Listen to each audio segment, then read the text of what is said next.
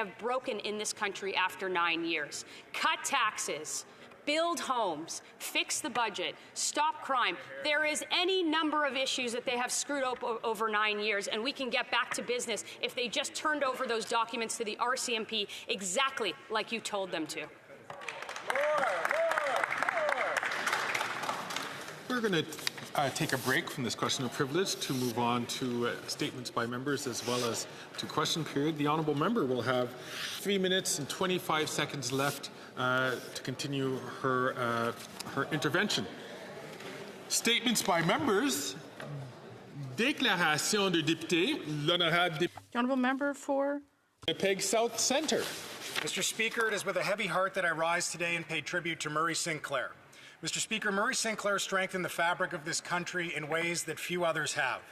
I had the true honour of working closely with him while at Canadian Heritage. As a young staffer, I was in awe of him. I had the true honour, Mr. Speaker, of seeing his kindness, how measured he was, and that he was wise beyond words. He was instrumental in providing us with guidance on the creation of legislation to protect Indigenous languages. I have never seen a public figure so universally revered as him. Senator Sinclair is nothing short of a national hero. Most notably, his work leading the National Commission on Truth and Reconciliation changed the trajectory of this country in the most important of ways. His work to help heal and propel Canada forward will serve us well for decades to come. As a member of Parliament from Manitoba, it is with particular pride and gratitude that I say to Senator Sinclair, thank you for helping us to find the best versions of ourselves in service of this beautiful country. Thank you, Mr. Speaker.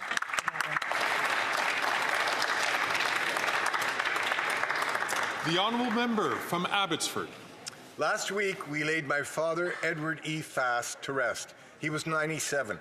Raised in Manitoba as a child of Mennonite immigrants, Dad's family barely survived the dirty 30s. By age 14, he and his 6 siblings were orphans. A kind stepmother struggled to feed them. Although poor, Dad was an excellent student and studied dentistry in Toronto. 9 months after marrying Helena Schultz, I was born, and we moved to Vancouver. There my father practiced dentistry for many years. 7 more children were born. My parents ensured that we were deeply loved and properly educated. What animated my father was his deep Christian faith, his family, and an intense interest in politics. It was he who 60 years ago inspired my own career in politics. I know our Father in heaven will have welcomed Dad with the words, "Well done, good and faithful servant." Predeceased by our mother, Dad leaves behind 8 children, 35 grandchildren, and at last count, 109 great-grandchildren. We love you, Dad. Great job.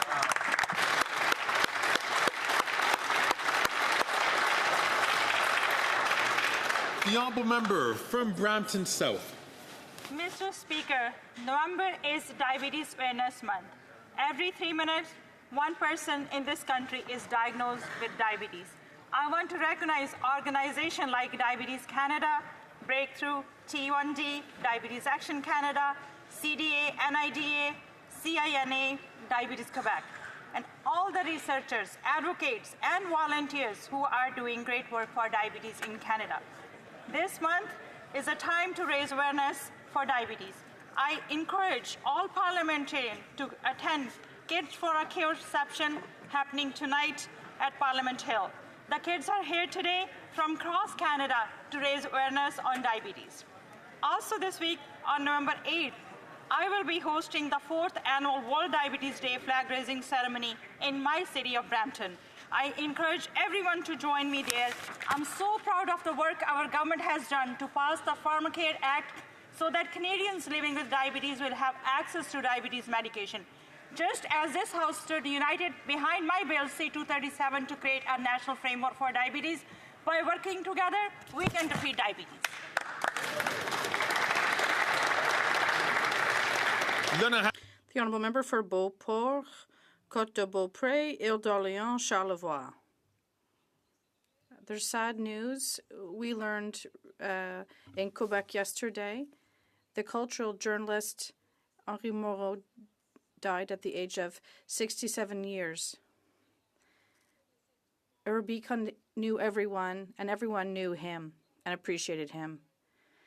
He was a natural communicator, and he always added prestige to our cultural events. He frequented the biggest stars in Hollywood, but his passion was always for Quebec.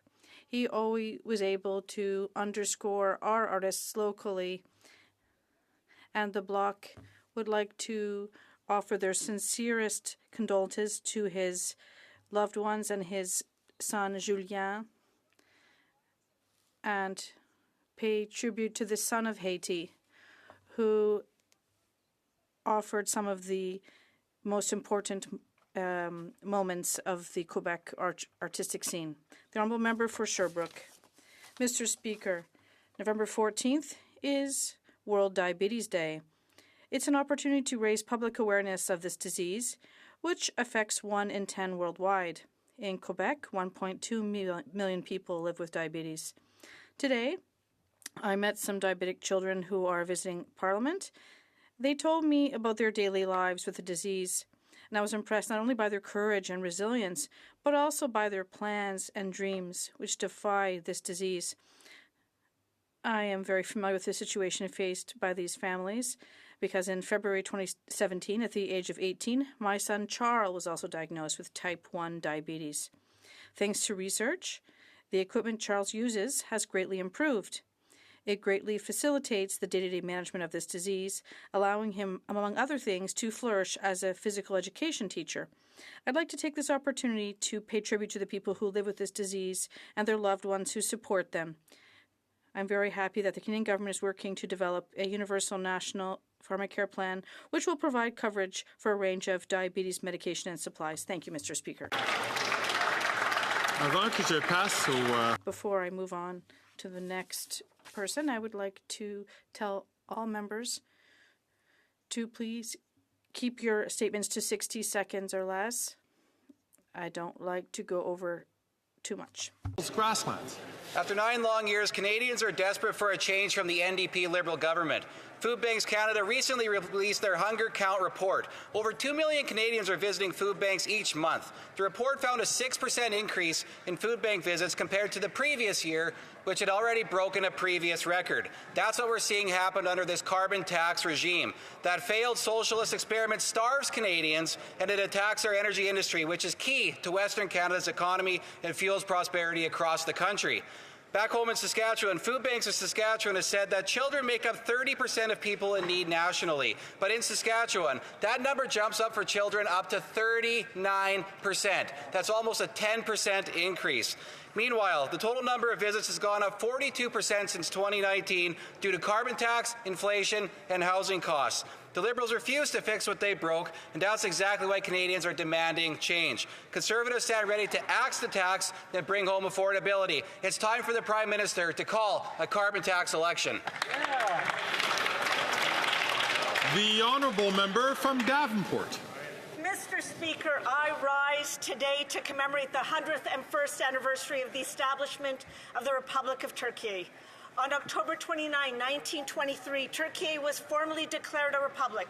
It was also the day they elected their first president, Mustafa Kemal Atatürk. Atatürk, beloved to this day by Turks all around the world, and is credited with creating the foundations of modern-day Turkey. Canadians of Turkish origin are a vibrant community whose language, culture, and traditions have enriched the social fabric of Canadian society. Now in 2024, the Canadian-Turkish community has grown to more than 75,000 strong. Organizations such as the Federation of Canadian-Turkish Associations and the Turkish Culture and Folkloric Society of Canada work hard to put on important events for the community throughout the year. I want to acknowledge them and thank them for their contributions. Canada is stronger because of our diversity, and the Turkish-Canadian community has made us a stronger and better country. Thank you, Mr. Speaker. The Honourable Member from St. Catharines. Last week, the Conservative leader announced his plan to shut down housing projects across the country. He's proposing reckless cuts that will devastate housing progress in Canada including in my own riding of St. Catharines. Even his own MPs are going behind his back to secretly write the minister to support the Housing Accelerator Fund and advocate that their communities get the funding their leader wants to cut. Let's be clear about what's at stake. Reckless Conservative housing cuts could jeopardize up to 750,000 homes over the next decade. By his own math, the Conservative leader wants to build at least 450,000 fewer homes. Canadians can't afford these cuts to housing. Conservative MPs need to stand up for their communities and stand up against their leader's reckless housing cuts. We need to build more homes, not less. It's painfully obvious that the Conservative leader is not serious about housing.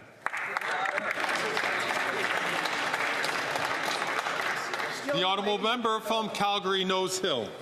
Mr. Speaker, last year a report from an international tax watchdog accused Brookfield of dodging taxes around the world, stating that there is an apparent pattern of aggressive tax avoidance consistent across Brookfield's global operations. So it's no coincidence that last week Brookfield, a megacorp chaired by senior Liberal economic advisor Mark Carbon Tax Carney, announced it's moving its headquarters from Toronto to Wall Street. Reports say Brookfield pays a measly average tax rate of 6.1%, but the average Canadian family pays a whopping 45% of their average household income in taxes. Here's the reality. Carney gets paid more if Brookfield pays less tax. And while he works to make sure that his company pays less tax, he wants Canadians to pay more carbon tax, all while he's formally advising the Prime Minister on economic policies without ethics or lobbying guidelines. Colleagues, this is wrong. It's time for the NDP Liberals to stop letting this man put his own profit over the people of Canada. Hear, hear. The honourable member from Surrey Centre. Thank you, Mr. Speaker. Last week we learned that the Conservative leader will reverse Canada's housing progress and cut programs that are building more homes faster in Surrey and across the country. And it's not just his own MPs that disagree with his reckless housing cuts. Mayors across the country, including former Conservative MPs, are sounding the alarm over the cuts. The Housing Accelerator Fund invests in housing in Surrey and every local community across Canada. But the Conservative leader wants to shut these housing projects down. Interest rates are down. Housing starts are up. Housing permits are up. We need to build on this progress, not take it backwards to the days when the Conservative leader was Harper's former failed housing minister. He failed to build more homes back then, and he wants to reverse housing progress now. Canadians can't afford these Conservative housing cuts. We need more homes, and we won't let the Conservative leader stand in our way. Thank you, Mr. Speaker. Good job. The honourable member from Miramichi Grand Lake. Mr. Speaker, after 9 years of this NDP Liberal costly coalition, there is only one person keeping the Prime Minister in power. That is the leader of the NDP. Remember the NDP leader's big stunt when he told Canadians he ripped up the coalition deal with the Liberals. It was just a scam on the poor voters of Elmwood Transcona right before a by-election. The NDP leader said, and I quote, "The fact is, the Liberals are too weak, too selfish, and too beholden to corporate interests to fight for Canadians." While the NDP leader supports the punishing carbon tax, voting for it over 24 times, Canadians visit food banks in record-smashing numbers.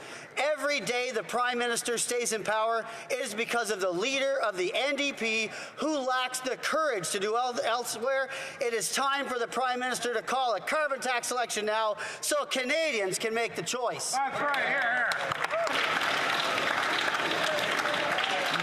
The honourable member for Levis-Lotbinière.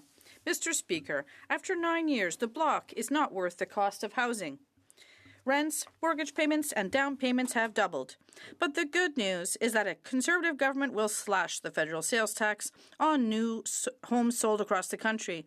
This tax cut will save buyers $40,000 or $2,200 a year in mortgage payments on an $800,000 home. This measure will stimulate the construction of more than 30,000 additional homes a year and give buyers who are struggling to find homes a break. Mr. Speaker, our Conservative proposal has been hailed by the Quebec Property Owners Corporation as a step in the right direction that will ease the cost of housing. Mr. Speaker, the evidence is clear that the only common-sense Conservatives will restore Canada's promise, where hard work guarantees a bigger paycheck that buys food and affordable housing in safe neighbourhoods. Thank you, Mr. Speaker. The honourable member from Windsor to Tecumseh. Mr. Speaker, this Friday, my wife and I were honoured to join the vibrant and growing Sikh community in Windsor-Tecumseh to celebrate Bundi Chor Divas. We prayed together, lit clay lamps, rolled roti in the kitchen, and shared langar. The news from the RCMP that foreign agents of the Government of India participated in serious crimes on Canadian soil against Sikh Canadians has shaken my community, just as it has shaken all Canadians from coast to coast to coast.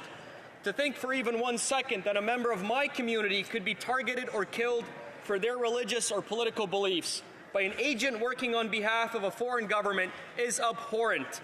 An attack on one Canadian is an attack on all Canadians and our shared values of democracy and freedom. Mr. Speaker, it is past time for the leader of the Conservative Party to join all opposition leaders in getting his security clearance. It is past time to put the nation ahead of himself. There is nothing more important than protecting Canadians.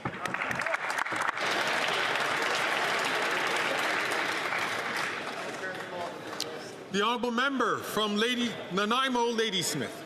Thank you, Mr. Speaker. In Nanaimo Ladysmith, we are fortunate to have individuals and organizations championing the rights of those living with disabilities.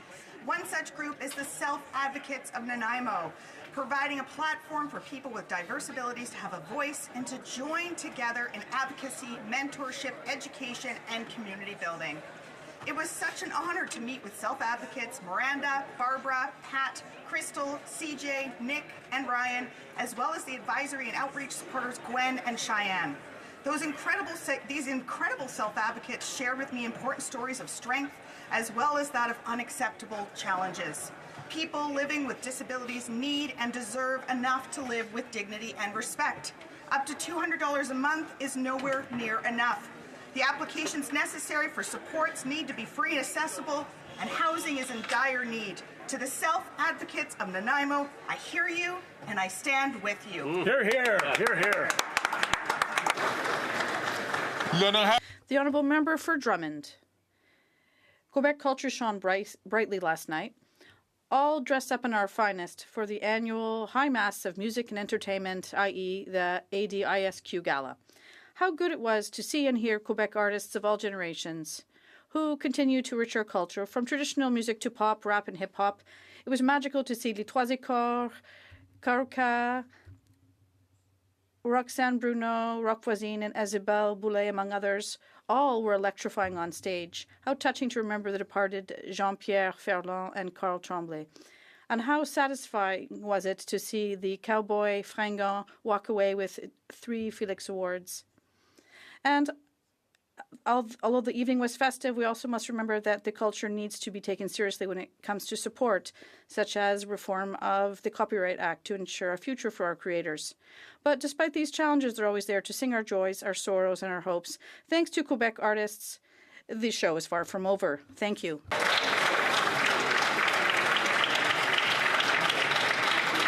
The honourable member from Hastings, Lennox and Addington.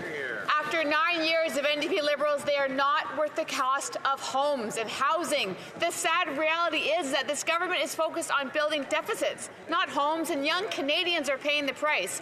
Over half of Canadians under 35 say they want to own a home, and that same amount are saying this government's economic mismanagement is making that dream impossible. Common sense Conservatives will axe the tax on new homes sold. On an $800,000 home, this tax cut will save homebuyers $2,200 a month in mortgage payments. The response to this plan has been impressive. The Canadian Real Estate Association said a positive move toward lowering building costs, increasing housing supplies, and making home ownership more attainable for Canadians. And Habitat for Humanity concluded that it would reduce costs, passing on savings to Habitat homeowners. Mr. Speaker, it is only the Conservatives that have united industry, advocates, and Canadians on housing, and it is only Conservatives that will build the houses and bring young Canadians home.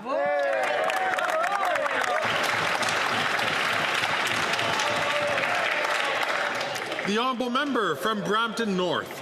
Happy Mr. Speaker. Last week, I celebrated the Festival of Lights in my riding by going to local mandars and gurdwaras, and what made Diwali even more special was that the Prime Minister dropped by to celebrate with Bramptonians. Today, we'll continue the grand celebration on the Hill, hosted by the Liberal caucus, with many in attendance from across the country. This celebration on the Hill is a testament to our commitment to inclusivity and respect for all communities. In contrast, the Conservative caucus cancelled their Diwali celebration, proving that all the Conservatives care about is themselves. The celebration of Diwali is one that is shared among Hindus and Sikhs, and over the last few days I've witnessed these communities celebrating together in harmony. However, I am also deeply troubled by what took place yesterday. First, the protests and acts of violence that took place outside the Hindu Sabha Mandir, and then the counter-protests and violence that took place at Guru Singh Sabha Gurdwara. Everyone deserves to feel safe and respected in their places of worship. There is no room for such actions in our society. Let's respect the true essence and teachings of Diwali and Bandi Chhor Divas. Come together in respect and unity.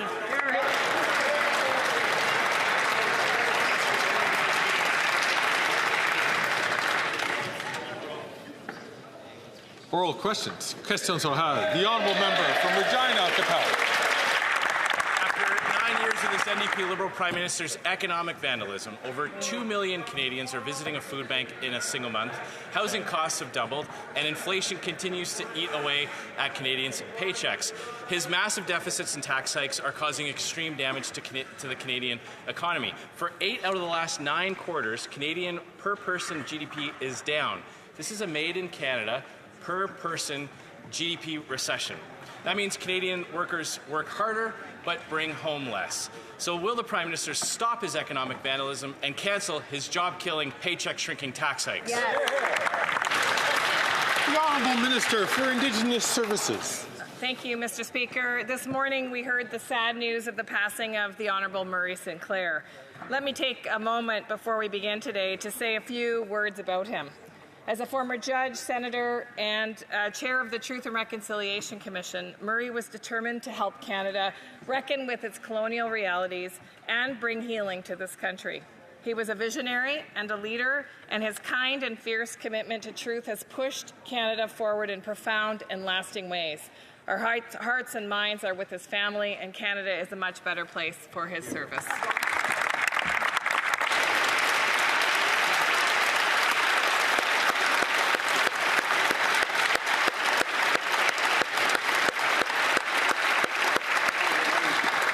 The honourable member from Regina Capel. I join in my honourable colleagues' sending of condolences, but we are witnessing economic vandalism in real time. Last Thursday, this government was briefed that the only sector of the Canadian economy actually producing any growth was the energy sector. And what did they do today? They slapped a punishing cap on Canadian production. Exactly. All this will do is chase investments and jobs to other countries. But that's something this Prime Minister is good at. He's increased Canadian investment into the U.S. by $63 billion last year alone. So will the Prime Minister stop fueling the U.S. economy, cancel his tax hikes, and cancel the production cap to bring those investment dollars back home? The Honourable Minister for Natural Resources and Energy. Thank you, Mr. Speaker. Today, we were very pleased to announce an emissions cap with respect to the oil and gas sector in this country. Given that oil and gas constitutes 31% of Canada's greenhouse gas emissions, it is important that we work with the sector to reduce emissions, just as we do with every sector.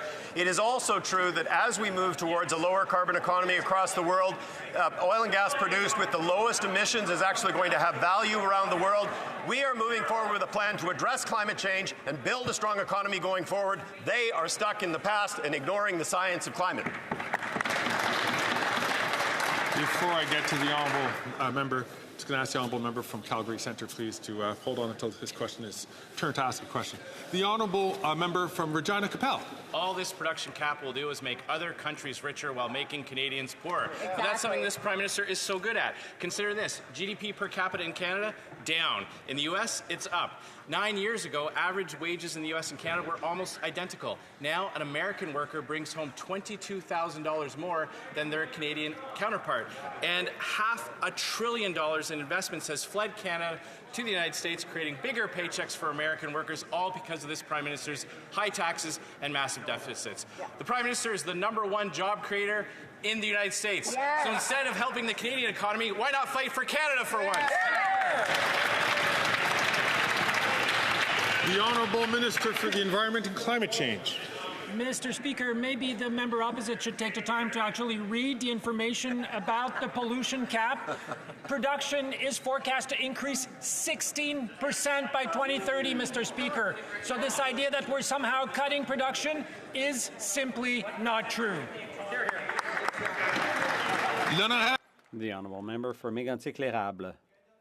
After 9 years of this Prime Minister, supported by the Bloc, $500 million has left Canada for the U.S. The Conservatives will bring investment and jobs back to Canada. This Prime Minister's high taxes and deficits have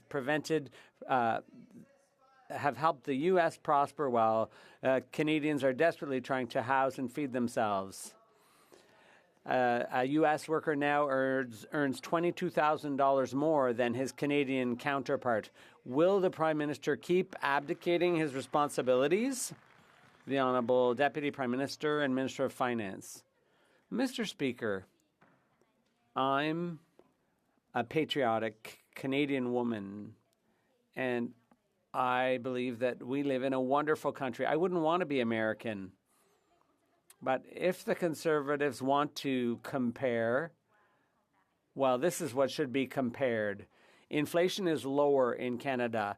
The prime lending rate is lower in Canada. The average Canadian's lifespan is 4 years longer. So the Conservatives keep thinking the U.S. is better than Canada. The Honourable Member for Mégantic-L'Érable. What's worse is after 9 years of this Prime Minister, three different U.S. presidents, this government has been incapable of producing wealth in Canada. The gap between wealth is growing, whether it's the softwood lumber or the Buy American Act. This Prime Minister has failed miserably to protect Canadian workers. He's creating more jobs. He's the #1 job creator in the U.S. When will the Prime Minister stand up for Canada, cut taxes, and bring our money and our jobs and our investments back to Canada? The Honourable Deputy Prime Minister and Minister of Finance. Mr. Speaker, once again, here's what we do better in Canada. Inflation is lower. The prime lending rate is lower. The average lifespan is longer. I will quote from David Rosenberg, a well-known economist. He said that last week, investors based in the U.S. should contemplate leaving New York for Toronto. And that's because he knows that Canadian companies are doing better. Who better to quote, Mr. Speaker? Député de La Prairie. The Honourable Member for La Prairie. On the eve of the U.S. elections, Peter Harder and other senators must not be blocking our bill to protect supply management in free trade deals, because we know that the U.S. wants to reopen the trade deal. This is not just harmful, it's dangerous because it will cause hundreds of thousands of job losses in Quebec. Will the Prime Minister stop threatening Quebec's farmers? The Honourable Minister of Agriculture and Agri-Food. Thank you, Mr. Speaker. Mr. Speaker, being a farmer all my life and then being involved in the supply management system for all my agricultural career, I am fully aware of how valuable the supply management system is to this country. And I belong to a government and a party that has initiated supply management and continue to support supply management. And I can tell my honourable colleague in this country that this government will continue to support the supply management program. The Honourable Member for La Prairie. The next U.S. president could open up NAFTA or the free trade deal in 2026. And the depending who wins, it could be our supply management system that pays the price. So our farmers would like to hear their will respected. They don't want two unelected senators to hold up a bill to protect supply management. Will the Prime Minister stop those two senators from preventing C-282 from passing? The Honourable Minister of National Revenue. Thank you, Mr. Speaker. We've already explained to our Bloc friends that senators are independent. And the other thing is that the Bloc admits that they can't protect supply management. The only people who can, because we truly want to and we're committed to doing so, is us. Whatever happens on the other side of the U.S. border, only a Liberal government will protect supply management here. The Honourable Member from Burnaby South. In Canada, we believe healthcare should be there when you need it and it should be free. Today, Collège des médecins du Québec président was quoted saying that patients are typically told, I can do your surgery in 14 months. If you come to my private clinic, I can get it done in 1 month. It'll cost you $25,000. Dr. Grudeau says that's questionable if not illegal. I think it's pretty clearly illegal. Does the Prime Minister agree? Hear, hear. The Honourable Minister of Health. Public, universal, available for all, and most of all, making sure that the patient doesn't pay. That we ensure in our country that when people come in for care, that they're taken care of on the basis of their need, not the size of their bank account. That's what distinguishes us from so many countries in the world. That is a principle that we stand up proudly for. I would suggest to the Leader of the NDP, we've worked well together on things from pharmacare to dental care. There are many different challenges the provinces are presenting to health care right now, and certainly this party opposite, the Conservatives that would seek to ravage our health care system. Let's work together to make sure we protect it. L'honorable député de Burnaby Sud. The Liberals are letting people get charged to get to the front of the line. That should be illegal.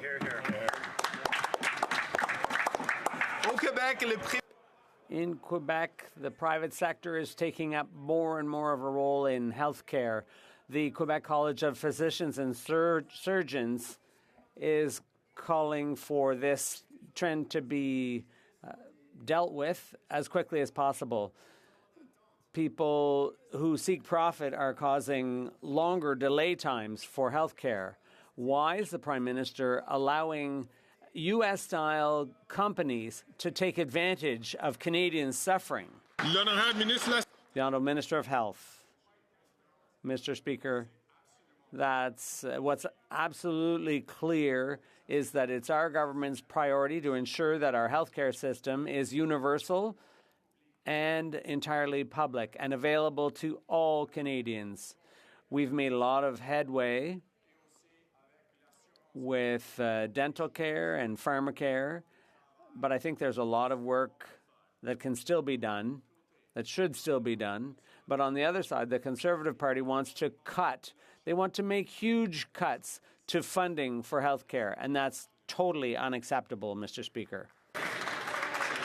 The Honourable Member from Dufferin-Caledon.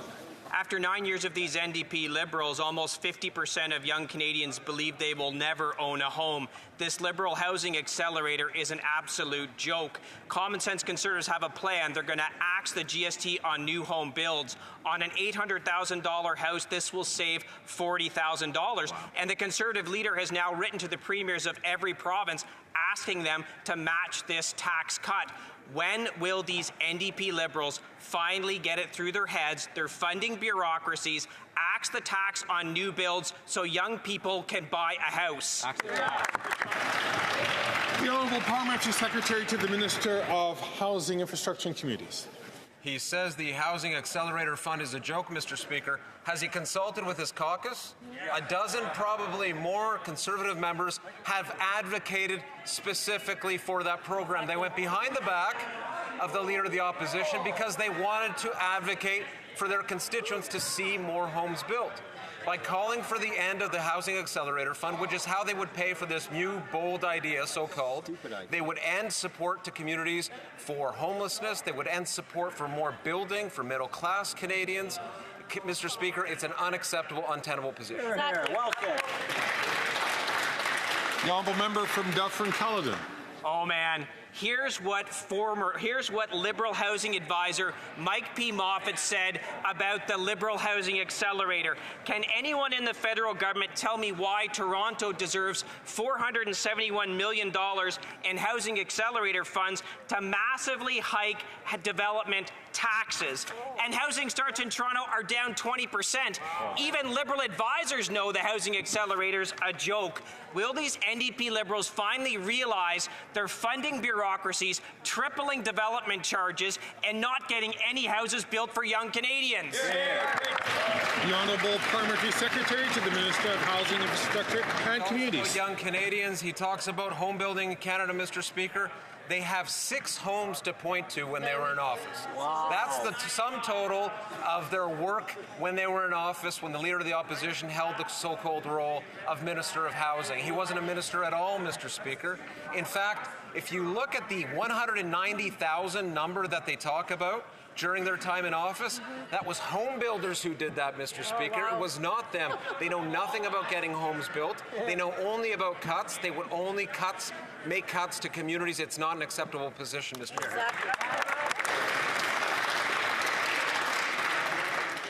The honourable member from Parry Sound, Muskoka. After 9 years of this NDP Liberal government, we know they're not worth the cost of housing. So bad is their record, in fact, that 80% of young Canadians believe that home ownership is only for the very rich. Conservatives will axe the federal sales tax on new homes sold under $1 million, saving Canadians up to $50,000 or $2,200 a year in mortgage payments. The Conservative leader has written premiers asking them to match our Conservative plan to axe the tax on housing, saving Canadians thousands more. This means real relief for young Canadians desperately trying to buy a home. Will the NDP Liberals axe the tax on housing so young Canadians can finally buy a home? The Honourable Parliamentary Secretary to the Minister of Housing. Mr. Speaker, I worked with the Honourable Member on the House of Commons committee that's responsible for housing. He almost always brings up good points, except today there's a credibility issue at stake, Mr. Speaker. When he was Mayor of Huntsville, prior to becoming Member of Parliament, he increased development charges, which we agree are an impediment to home building. They are a tax on home building. How much did he increase development charges, Mr. Speaker? Not by 2 or 3%, Mr. Speaker, but by 16%, Mr. Speaker. They can't speak about these issues. They have no credibility on the matter.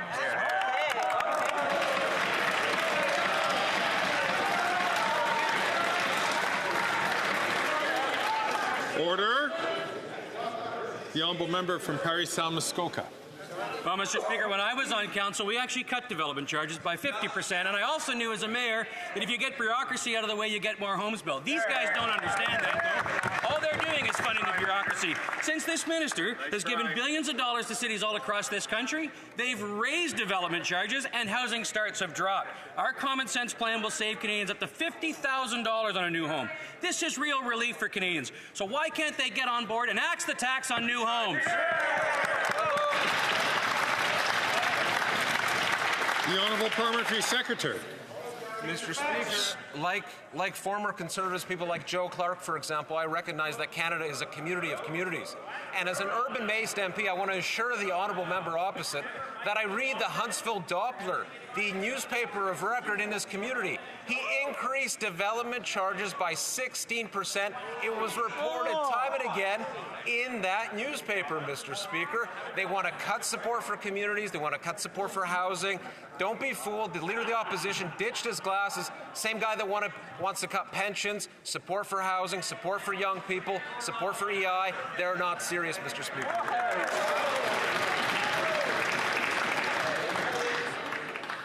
L'honorable député de Bellechasse. The honourable member for Bellechasse-les-Etchemins-Lévis. Mr. Speaker, after 9 years, the Bloc Liberal Coalition has discouraged young people from owning their own home. They've doubled rents, mortgage payments, and down payments. As we speak, 80% of Canadians think home ownership is only for the very rich. Our leader has tabled a common-sense proposal, cut the GST on new homes. This idea has the support of CORPIC, the Quebec Residential Rental Properties Owners Association. Will the Bloc-backed Liberals scrap the federal tax on housing, or will they keep on funding their own programs that don't build any houses? The Honourable Minister for the Economic Development Agency. Mr. Speaker, my colleague's proposal is completely ill thought out, because not only does it not deal with any increase in the supply of housing, it also comes at the expense of the poorest. Their agenda is clear now. They want to help people who want to buy, but cut back for people in need. I'd like to know from my colleague, the housing in her own riding, how is she going to explain to her constituents that she would cut and put in danger the rents of the people who need that housing? The honourable member for Bellechasse-les-Etchemins-Lévis. She can ask questions when she's in opposition. Mr. Speaker, the Conservative leader's proposal to scrap the GST on houses under $1 million would give young people the hope of being able to buy a home and maybe start a family. With this GST cut, some 30,000 new homes could be built. For an $800,000 home, for example, the GST savings would be $40,000. What's keeping this Liberal bloc government from showing a little compassion and common sense by going ahead with our proposal? The Honourable Minister of Public Services and Procurement. Thank you, Mr. Speaker. Three things. First of all, and my colleague knows this, the Conservative leader was responsible for the construction of only 6 housing units during his entire term. Last week, an agreement was what the Conservatives would do would be cutting a deal that has led to the building of thousands of units in Quebec, including units for seniors in need in the members' riding. That's the type of thing the Conservatives would like to cut. The honourable member for Lac-Saint-Jean. Quebec is still taking in more than its fair share of asylum seekers. And this is serious. There's still no plan for redistributing them among the other provinces. Immigration could skyrocket with tomorrow's U.S. election, and Donald Trump has said if he wins, he'll launch the largest deportation program in U.S. history. He wants to deport 18 million people. We asked the minister if he had a plan in case Trump's promises drive people into Canada, and he said yes. That's great. Now, can he explain that plan, Mr. Speaker? The Honourable Minister of Immigration.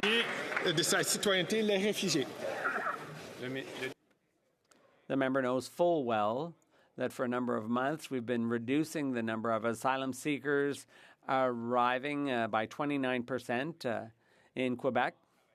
And this is the type of thing we can do by working together with Quebec in order to have a well-managed border with the U.S. And we will continue to do that regardless of who's the president tomorrow. But it's maybe premature to be talking about that. The honourable member for Lac-Saint-Jean. Mr. Speaker, to govern is to plan, and the Immigration Department has proven at every conceivable opportunity that they're not very good at it. So we're going to keep asking the minister for details of this plan, because without details, there's no good reason to believe it even exists. Tomorrow, if Trump wins, he's promised to deport 18 million people.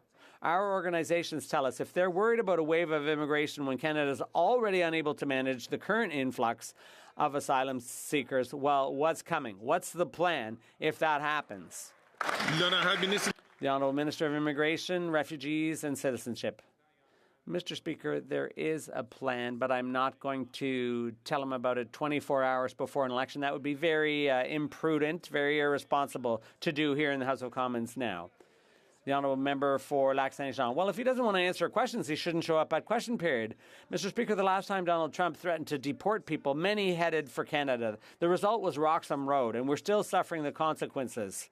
The result was Roxham Road because the federal government had no plan. The Prime Minister issued a blanket invitation to a wave of immigration without making the slightest preparations to get ready for it. And then it took him years to react. Today, Trump is setting the table for an even bigger wave than the one on Roxham Road. Nobody wants to live through that all over again. What's the plan? The Honourable Minister of Immigration, Refugees and Citizenship. I won't do like the Bloc does constantly. We do have a plan. We'll keep working on it regardless of who's president tomorrow. This is not something that we're going to discuss on the floor of the House of Commons 24 hours before a U.S. election. So unlike the Bloc, we'll talk about that later. After 9 years of these NDP Liberals, they are not worth the cost of housing. 50% of young Canadians have abandoned the dream of buying a home one day. Rent, mortgage, and down payment costs have all doubled. Common sense Conservatives will axe the federal sales tax on new homes sold. On an $800,000 house, this will save home buyers $40,000 or $2,200 a year in mortgage payments. Our plan means more housing for young Canadians desperately trying to enter the housing market for the first time. Will the NDP Liberals axe the GST on housing for more young Canadians so they can finally buy a home? The Honourable Parliamentary Secretary to the Minister of Housing, Infrastructure and Communities. Mr. Speaker, as we've seen, the Conservatives continue to say that they'll make cuts to pay for their proposals, including this GST initiative, so-called. So what will that mean? It means the Accelerator Fund will come to an end. The member is from Kelowna. A few weeks ago, I met with Kelowna's Mayor Tom Dias, who shared with me that federal funding secured through the Housing Accelerator Fund has led to a digital permit system that's improved approvals that would have taken even a year ago, a year and a half plus to approve. That approval permit process now is less than 10 days, Mr. Speaker. Huge change. The Honourable Member from Kelowna Lake Country. Well, even the Liberal Housing Advisor, Mike P. Moffat, on the failed Liberal Housing Plan said the federal Liberals have lost the plot. Habitat for Humanity said reducing GST would reduce costs. Canadian Home Builders Association said it will make a big difference. Canadian Real Estate Association said this proposed step is a positive move forward, lowering building costs, increasing housing supplies, and making home ownership more attainable for Canadians. Will the NDP Liberals axe the GST on housing so more young Canadians can finally buy a home? The Honourable Parliamentary Secretary to the Leader of the Government in the House of Commons. Yes, Mr. Speaker, the simple answer is the Conservative policy on housing is a dud. That's the bottom line, Mr. Speaker. And let me tell you about an issue that Canadians are truly concerned about. You have the leader of the Conservative Party that continues to refuse to get a security clearance. I believe Canadians have a right to know why it is that the Conservative leader refuses to get it. What is he hiding? Is there something about his past that Canadians should know about? It's time the leader step up and be honest with Canadians.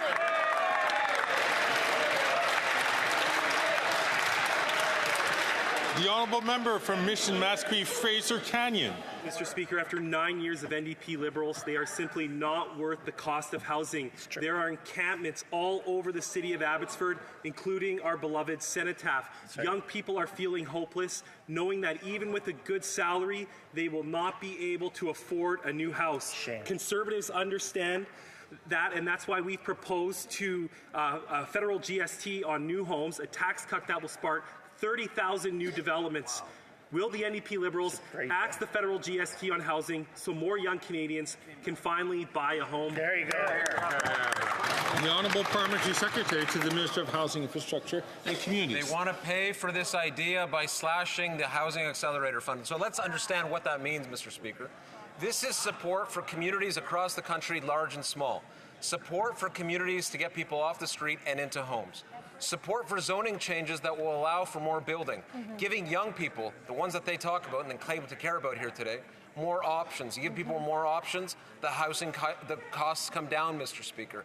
Infrastructure support, so that water connections, for example, can be connected to housing. They don't believe in that either. Support for vacant buildings to be converted into housing, Mr. Speaker. All of this is on the table.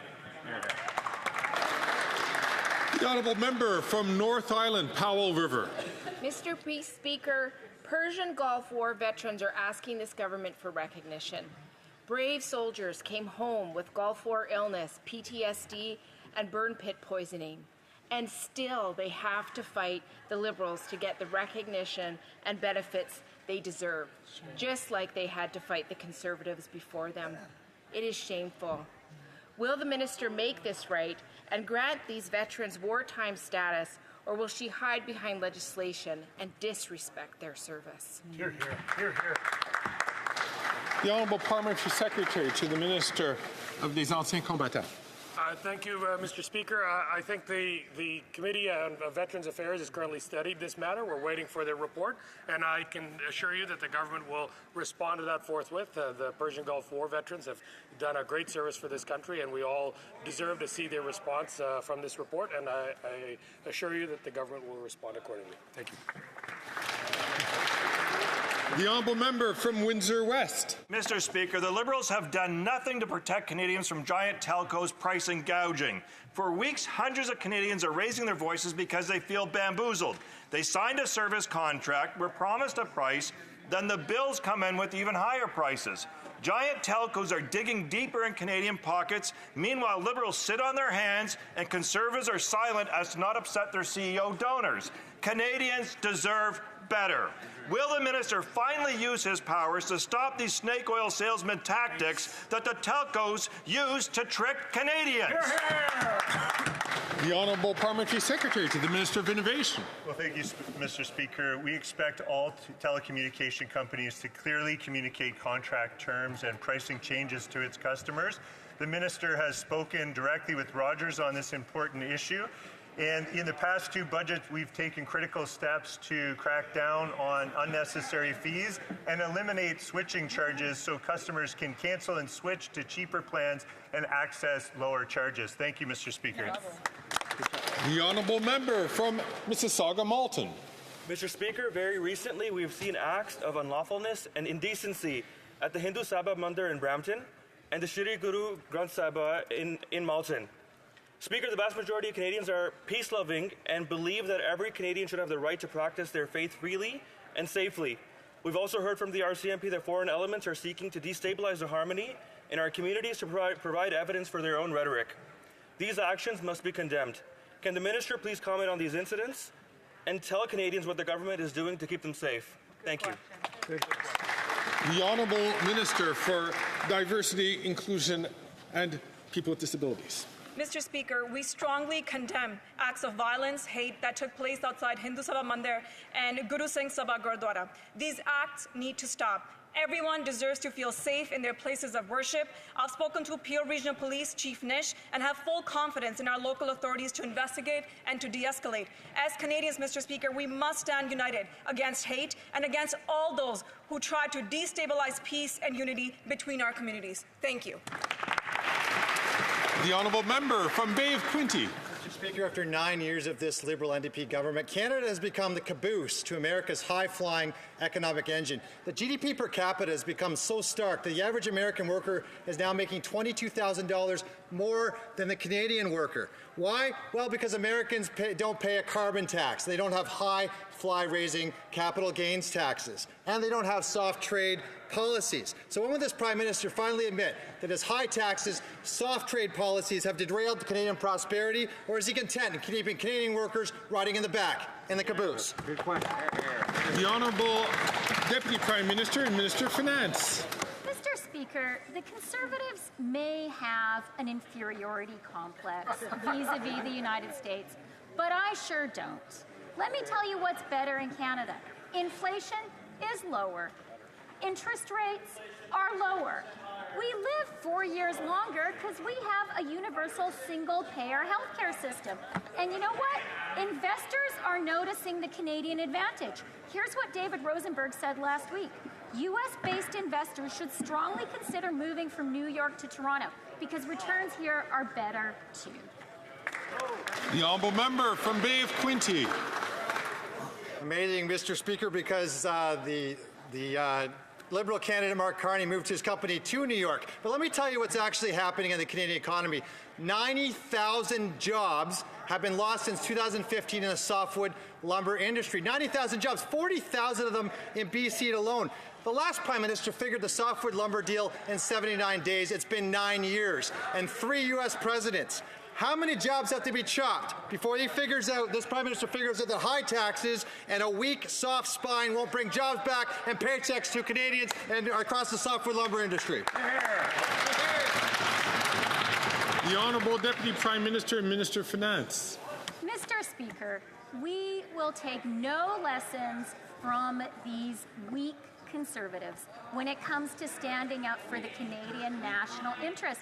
And that's because we remember the 232 steel and aluminum interests that the U.S. imposed on us. And when we did that, we retaliated. We had the guts to do that. And you know what the Conservatives said? They urged us to back down. They said that retaliation was dumb. They would sell Canadian interests out again in a minute. We will never do that. The Honourable Member for Chicoutimi-Le-Fjord. Mr. Speaker, after 9 years and 3 American presidents, this Prime Minister has failed to renegotiate the softwood lumber agreement. He failed where the previous Conservative Prime Minister succeeded, and that just 90 days after being elected. After the closing of the sawmill in Maniwaki and in Mauricie, we now learned that another sawmill is about to close its doors in Quebec. Why are the Liberals continuing to abandon forestry workers? The Honourable Minister of Exports and International Development, Trade. Thank you, Mr. Speaker. I want to thank the honourable member for that question. As he well knows, softwood lumber, the forestry industry, is really important in creating thousands and thousands of jobs across this country. That's right. We've been working very hard with the forestry industry. But what I've also learned from the sector is that they're really looking to expand into new markets. And I'm very pleased that our government, the Trade Commissioner Service, is really helping them to access new markets while at the same time working to continue to try to get a deal with the United States. Thanks so much. The Honourable Member for Chicoutimi-Le-Fjord. Mr. Speaker, I'll say it again, 3 American presidents. And 9 years later, this Liberal Prime Minister has still not managed to renegotiate a softwood lumber agreement. That's pure incompetence and a clear lack of leadership. 3 sawmills have closed their doors in just a few months. The most recent in Saint-Ludger-de-Millau. It's a village of 600 people. 100 of those people are about to lose their jobs. When will there be elections so that our leader can succeed where this Prime Minister has lamentably failed? The Honourable Minister for International Trade. What I would say to those wonderful workers and the sector that they belong to, they contribute tremendously not only to the economy of Quebec, but certainly to the economy of Canada. But I do have a question for the member opposite, and that is for his leader. And why is the leader not going to get his security clearance so that he can protect Canadians? That's right.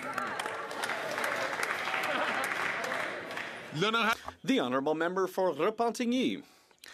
The Environment Minister's announcement today is extremely disappointing. It's been 2 years since he presented his intention to regulate a cap on GHG emissions in the oil and gas sector. And you can understand our impatience, but there's nothing in the minister's announcement which will reduce oil production. Quite the contrary.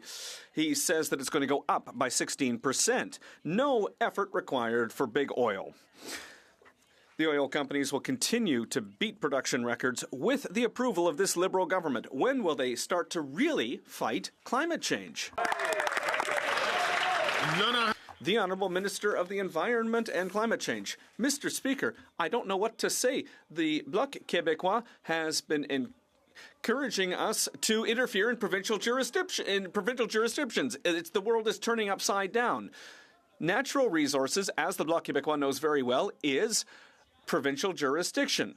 So what we will do is act on pollution, and that's exactly what we're doing, Mr. Speaker. The sector is going to have to reduce its greenhouse gas emissions by 35% under 2019 levels. This is an important element in our climate change plan. And on this side of the House, we believe in climate change. We have a plan for the economy, and we have a plan for the future of workers in the sector.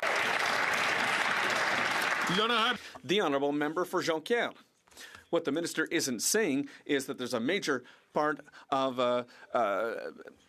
the money that's coming from Quebec. 9 years now the Liberals have been in power, and the Bloc has been calling for a cap on oil and gas sector GHG emissions. 3 years ago, they promised to do it. 2 years ago, they tabled a draft regulation without putting anything into place. And all that to end up with regulations that don't require any results from the oil and gas sector before 2030. It's that inaction that's going to lead us straight into the wall in 2030. Not the upcoming election, not the opposition party. So why is the minister incapable of requiring even even just a little effort from the oil and gas sector before 2030.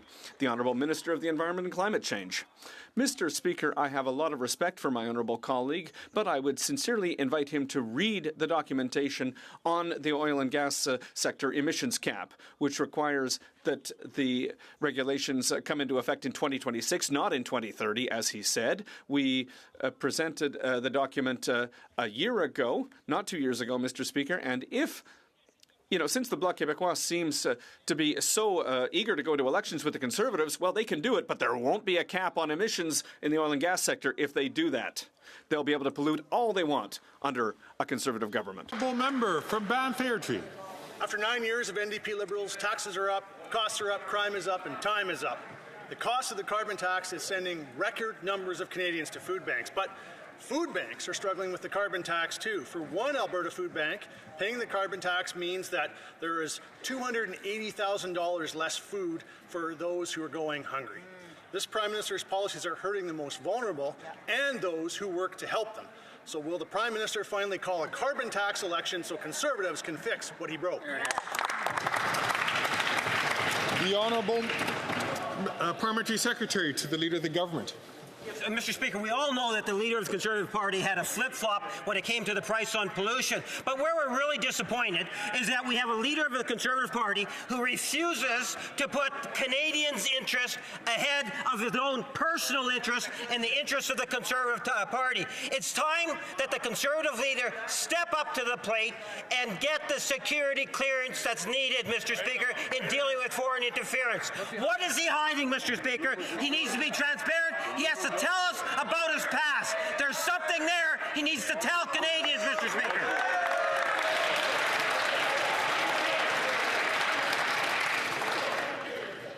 The honourable member from Ban-Fairtree. What an insult that is to Canadians who are going hungry. Yeah. And that's not only that, but it's Veterans Week, and there's far too many of the heroes who bravely served Canada who now cannot count on sitting down to their next meal. In fact, food insecurity amongst veterans has gotten so bad due to the NDP Liberal carbon tax that some legions are having to divert the funds from their poppy campaigns to instead help keep the local food banks afloat. So when will the Prime Minister call a carbon tax election so common sense Conservatives can ensure that veterans finally get the respect that they deserve? The Honourable Parliamentary Secretary to the Leader of the Government in the House of Commons. Yes, Mr. Speaker, let me tell you what an insult is. When you have the leader of the Conservative Party continuing to focus his attention on his personal interests and the interests of the Conservative Party, Mr. Speaker. Let's be clear. The leader of the Conservative Party is hiding something. There's something about his past that he does not want Canadians to know. Mr. Speaker, there is an obligation for the leader of the Conservative Party to come clean and tell Canadians what it is that he's hiding. Why won't he get that security clearance?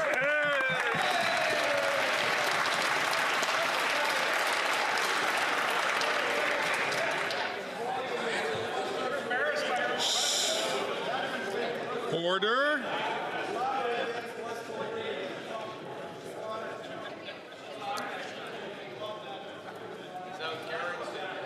Order. The honourable member from Moose Jaw, Lake Centre, Lanigan. Mr. Speaker, costs are up, crime is up, and time is up. Moose Jaw's Food Bank faced a temporary closure due to rising costs of food and lack of donations this summer. It used to be people facing temporary hardship were the ones that used the food bank. Now, it's people with good jobs being forced to use the food bank because the cost of everything has gone up. Mr. Speaker, when will this Prime Minister call a carbon tax election so people can put something under the tree and on their table this Christmas? The Honourable Parliamentary Secretary to the Minister of Innovation. Well, I'm glad to hear the member opposite use the word security again. You know, what this House should be preoccupied with, and that all Canadians are preoccupied with is the overwhelming question that they can't answer as to why the Conservative leader will not get his security clearance. It's been months and months and months. This House has been preoccupied with foreign interference, and yet the Conservative leader won't step up and do the very basic thing that all other party leaders in this House have done, which is to get a security clearance and protect the country. Yeah.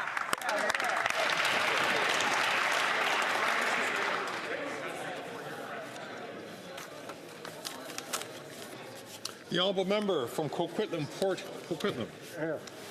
Thank you, Mr. Speaker. Mr. Speaker, our kids need help. The internet is not a safe place for them right now. We need to hold online platforms accountable and put the safety of our children first by passing the Online Harms Act. Unfortunately, we can't debate this bill because all business in the House is stalled in a Conservative delay tactic. Amanda Todd's mother, Carol, one of my constituents, recently spoke to the Globe and Mail calling for us to debate and pass Bill C-63. Can the Minister of Justice and Attorney General explain why parents across the country, including Carol, are urging us to pass the online... The Honourable Minister of Justice and Attorney General. Mr. Speaker, I want to thank Carol Todd for her courage. Carol's daughter, Amanda, tragically died by suicide 12 years ago after being victimized online. Now Carol is calling on every parliamentarian to take action and pass the Online Harms Act. To quote Carol, she said, "The filibuster that is happening right now and holding everything up is frustrating. It's just wasting time. I've waited 12 years for this. Conservatives have shown they will not prioritize children or protecting them. But I put it to the Bloc and the NDP that they have the power right now to stop this filibuster, protect kids, and pass this bill. Will they?"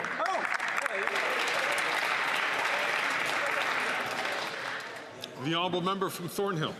Two hardened criminals, a stolen car, and a police chase.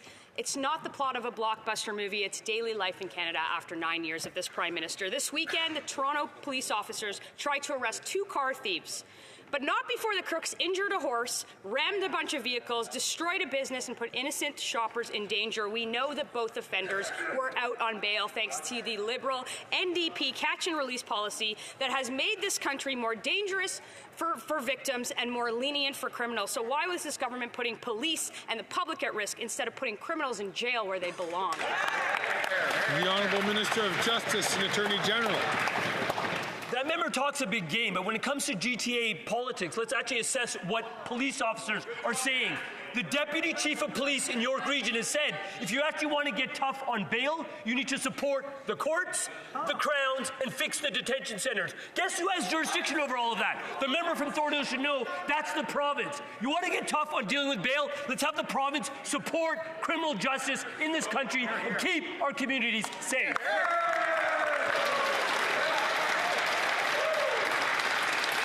No members are very passionate about many issues. I'm going to ask the member from Kamloops, Thompson Caribou, as well as the member from Sarnia Lambton, please, not to take the mic unless recognized by the chair. The honourable member from Thornhill. That answer is offensive to every single police officer who puts their life on the line and offensive to every single Canadian who has been a victim of violent crime. Last year, 8 police officers were killed in just 7 months, and violent crime has gone up 30%. Scenes like the one from downtown Toronto are no longer extraordinary. They're becoming the norm under his watch. Provincial governments, municipalities, police associations said they all want change, but the minister responds with that, whatever that was. His recklessness is turning criminals out onto the streets and putting the public at risk. Why is he the only one that doesn't see it? The Honourable Minister of Justice and Attorney General. Let's listen to police officers. Here's the Deputy Chief of York Region. There's just not simply enough court space to hold contested bail hearings. Let's listen to the National Police Federation, who pointed out, newsflash, that when you have JPs with no legal training, sometimes there may be some issues with their rendering of decisions and keeping our community safe. Where do they train JPs legally before they appoint them? Nova Scotia. Maybe that's a lesson that Doug Ford could take. If she needs it in a 3-word slogan, here it is. Talk to the Premier.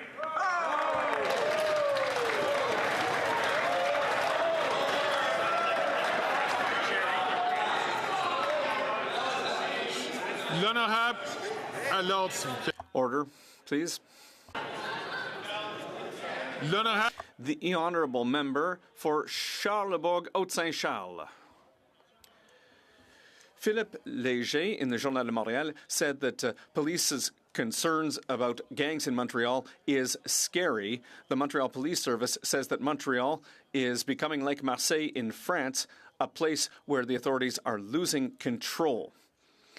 Mr. Léger said that if the criminal world has changed, our laws need to change as well, starting with mandatory minimum sentences for all criminals who are recruiting young people to commit crimes. Does the Prime Minister agree, or will he continue to stand with criminals? The Honourable Minister of Public Safety. Mr. Speaker, we will continue to work with police organizations. My colleague mentioned the police force in Montreal. We regularly have discussions with the chief. I spoke with him as recently as last week. We are supporting the important work that they're doing. We're also supporting the important work of the RCMP and the Border Services Agency, who have a role to play in supporting municipal and provincial police forces. This is work that we are doing. This is work that the Conservatives forgot to do, and they cut those organizations. The Honourable Member for Alfred Pellant. Thank you, Mr. Speaker. Over 1 million Canadians have already received dental care thanks to the Canada Dental Plan that our government has put in place. This is a historic investment which will benefit Canadians, but the Conservative members voted day after day against this program, which is benefiting Canadians and Quebecers. And they keep saying that the program doesn't exist and that they have the intention to cut it. Can the Minister of Fisheries please explain how this program is helping Quebecers get the dental care that they need? The Honourable Minister of Fisheries and Oceans and the Canadian Coast Guard. Thank you, Mr. Speaker. Over 1 million Canadians, including 325,000 Quebecers, have already received care under our dental care program. The Conservatives are playing games with the health of Canadians and Canadian seniors by offering nothing more than slogans and cuts to the programs that they need. Canadians and Quebecers deserve a government that cares about health care. On our side of the House, we know that the Conservatives only want to make cuts, no matter how many seniors will be affected by that. What's the Conservatives' hidden agenda, Mr. Speaker? The Honourable Member from Hamilton Centre. This morning, the BC Maritime Employers Association imposed a bad faith lockout on over 700 ILW Local 514 workers at BC ports. This blatant attempt to manipulate this Liberal government into undermining workers' rights is an outrageous assault on free collective bargaining. So, will this Liberal minister categorically reject any intervention that would force these port workers to give up their collective bargaining rights, or will he bow to the employer? Yes. Honourable Minister of Labour and for Seniors. Mr. Speaker, I spoke with the BC MEA and the ILWU on the weekend and reminded them that it is their responsibility to their members and to each other, to Canadians, to farmers, to workers, to businesses, to get a deal. It is their responsibility, and they need to do the work necessary to get an agreement. The Honourable Member from Kitchener Centre. Mr. Speaker, keeping track of the tens of billions this government gives to big oil's gamble on carbon capture, it's near impossible. Yet for proven solutions like public transit, no new funds till after the next election, a fraction of what carbon capture gets, and transit operations won't even be eligible. We could add $4 billion for public transit tomorrow by taxing the excess profits of the oil and gas industry. So when will this government put in place an excess profits on that of the oil and gas industry and put it towards reducing fares and improving service on public transit?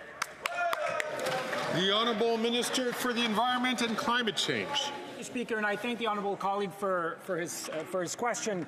First, the federal government is investing historic amounts in public transit, Mr. Speaker. $30 billion. There are more than 400 kilometres of subway lines being built in Canada right now because of federal investment. Second, we're the only country in the G20. No other country in the G20 has phased out subsidies to fossil fuels. We're the only ones that have done that, despite a commitment made under the previous government to do that, on which they did absolutely nothing, Mr. Speaker. We're there to help Canadians with transit, but we're also there to fight climate change. Je voudrais signaler. I'd like to order, please. I'd like to point out to members that present in the gallery is Ian Lafrenière, Minister responsible for relations with First Nations and Inuit for the province of Quebec.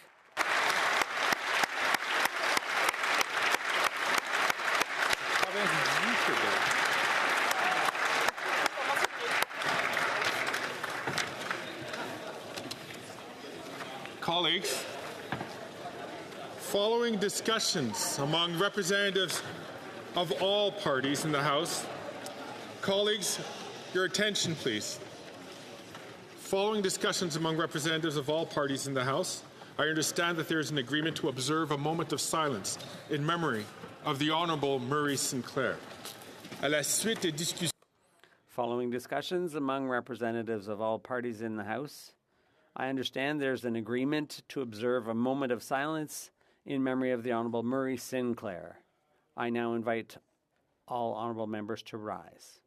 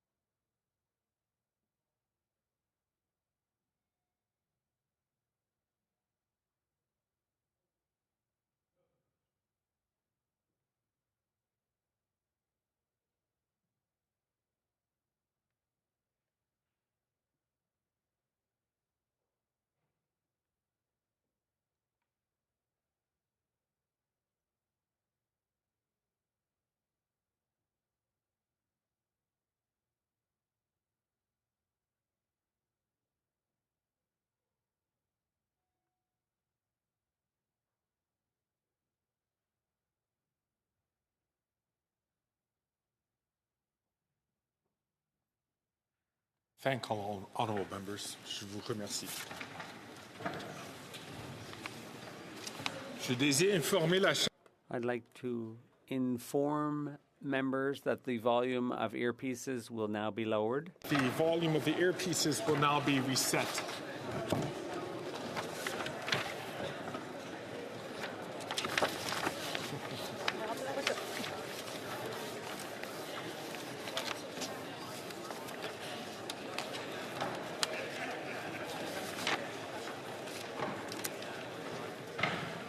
Affaires courantes ordinaires. Daily routine of business. Dépôt de documents. Tabling of documents. The Honourable Parliamentary Secretary. To the Government House Leader. Mr. Speaker, pursuant to Standing Order 36, bracket 8A, I have the honour to table in both official languages the government's responses to 15 petitions. These returns will be tabled in an electronic format. Dépôt de documents. Tabling of documents, introduction of government bills, statements by ministers, reports from interparliamentary delegations, presenting reports from committees. The Honourable Member for the Honourable Parliamentary Secretary to the Minister of Housing, Infrastructure and Communities. Thank you, Mr. Speaker. I have the honour to